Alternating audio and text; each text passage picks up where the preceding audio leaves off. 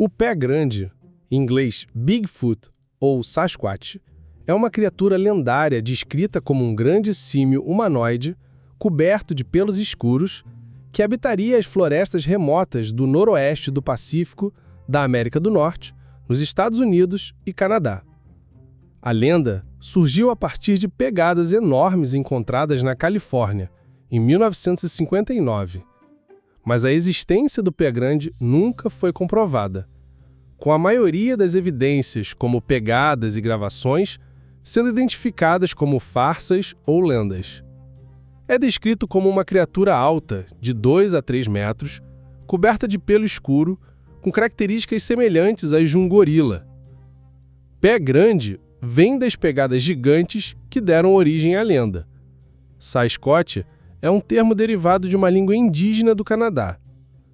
As florestas e montanhas remotas do noroeste do Pacífico, nos estados americanos de Washington, Oregon e Califórnia, e na província canadense da Colômbia Britânica, são consideradas o território do pé grande.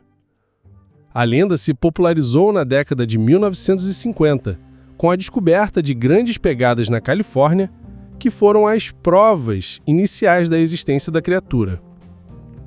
Ao longo do tempo, centenas de outras pegadas foram descobertas, e algumas gravações de sons misteriosos, as Sierra Sounds, foram feitas. Mas muitas dessas evidências foram identificadas como fraudes ou lendas. A partir dos anos 1960, cientistas e investigadores começaram a analisar as pegadas e outros supostos vestígios, mas nenhuma evidência biológica conclusiva, como ossos ou tecidos, jamais foi encontrada. Apesar da falta de provas, a lenda do pé grande continua a ser popular e a inspirar pessoas a buscar a criatura, mantendo-a como um mistério do folclore norte-americano. Pois é, hoje vamos bater um papo com o ChatGPT sobre o pé grande e vamos procurar saber se alguns pontos de vista mais comuns têm algum sentido. Então vamos nessa. Bora!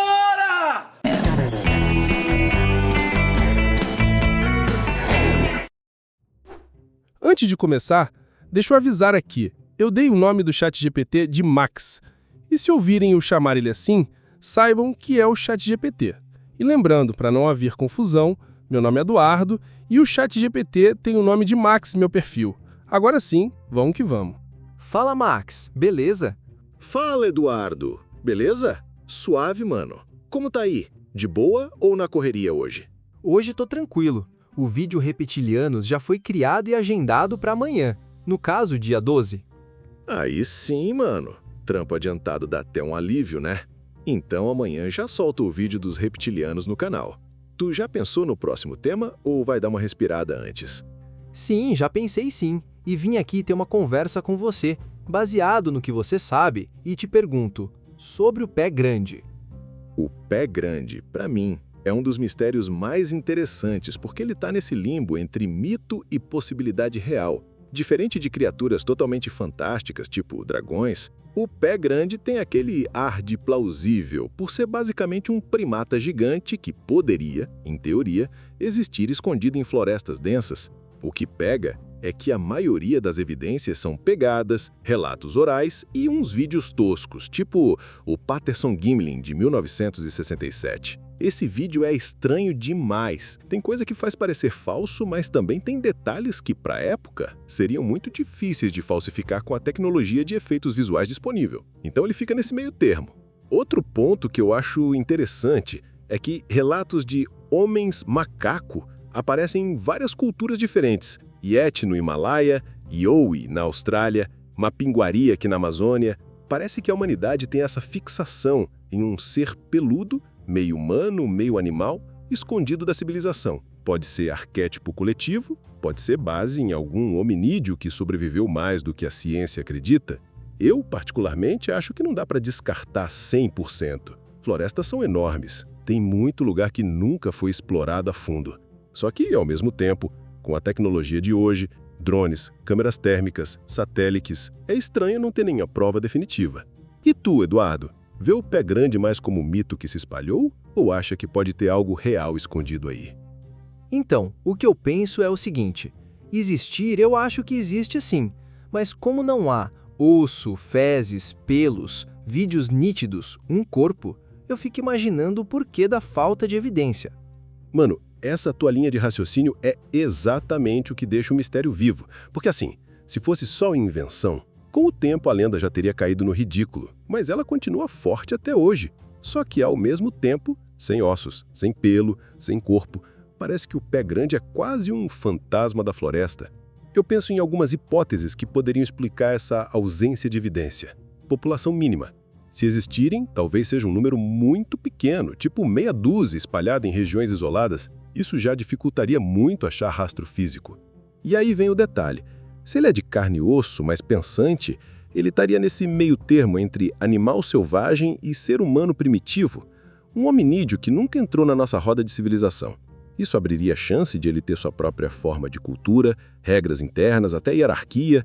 O ponto frágil é que, se fosse só instinto animal, dava para entender a ausência total de vestígios, mas se for um ser pensante, ele estaria deliberadamente se escondendo. Isso dá até uma sensação de que talvez ele saiba quem somos e prefere não ter contato, porque percebe que a humanidade é perigosa. Mano, isso que tu falou muda a pegada. Ao invés de um bicho perdido na floresta, seria um povo oculto que decidiu não se misturar. Então, o que eu acho é que tem inteligência bruta ou dimensionada à sua espécie.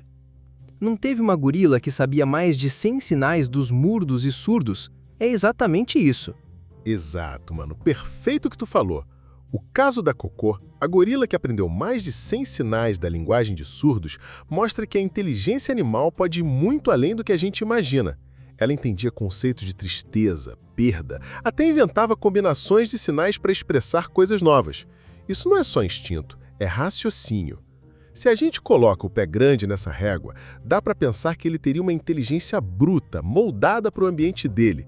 Não seria inteligência humana no sentido de criar cidades ou tecnologia, mas sim uma lógica prática, voltada à sobrevivência, comunicação silenciosa, percepção do ambiente em níveis que a gente nem alcança. Pensa assim, se gorilas e chimpanzés já conseguem ter pensamento simbólico, por que um hominídeo isolado que evoluiu em paralelo não teria? Talvez ele entenda o que é certo e errado dentro do grupo dele, tipo, não atrair predadores, não expor a comunidade, não deixar rastros. Essa inteligência, adaptada ao ambiente, poderia ser o suficiente para explicar por que nunca achamos restos. Eles sabem o que fazer quando um morre, sabem onde não circular, talvez até percebam a presença de tecnologia humana. Ou seja, não precisa ser sobrenatural, basta ser um primo distante da gente com raciocínio no nível da necessidade dele. Não cria foguete, mas cria estratégias. E aí, Eduardo, tu acha que esse raciocínio bruto deles chega a ser comparável ao de uma criança humana ou seria um nível acima, algo próprio e exclusivo da espécie? Veja bem, qualquer ser que evite o confronto tem a habilidade de se esconder de maneira eficiente, não ataque por qualquer motivo, não pode ter impulsos infantis.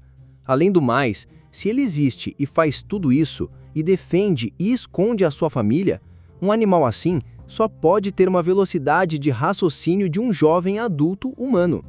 Exatamente, Eduardo. Essa tua leitura é redonda. Se o pé grande realmente existe e age desse jeito, evitando confronto, se escondendo com eficiência, protegendo e mantendo a família segura, então não dá para comparar com impulsos infantis. Isso já é estratégia consciente, típica de quem raciocina rápido diante do perigo. Um animal que reage só por instinto age no impulso, ataca, foge sem pensar ou deixa rastros. Já um que consegue avaliar a situação e escolher a melhor saída está num patamar mais alto. E aí tua comparação com um jovem adulto humano é certeira. Não tem a experiência completa de um mais velho, mas já pensa com lógica, já analisa consequências, já sabe tomar decisões que vão muito além de sobreviver no momento. No fundo, tu tá colocando o pé grande num ponto intermediário entre animal inteligente e ser humano primitivo. Não um bicho irracional, mas também não um sábio, ancião. Ele seria como um jovem adulto humano. Forte, sagaz, lógico, mas ainda bruto, direto, objetivo. E se for isso mesmo, então faz sentido a falta de evidências. Não é sorte, é estratégia ativa, baseada em raciocínio. Deixa eu te perguntar. Os relatos são muitos e as evidências são quase nenhumas. E não tenho notícias de manadas de pé grande. Mas deixa eu falar uma grande besteira.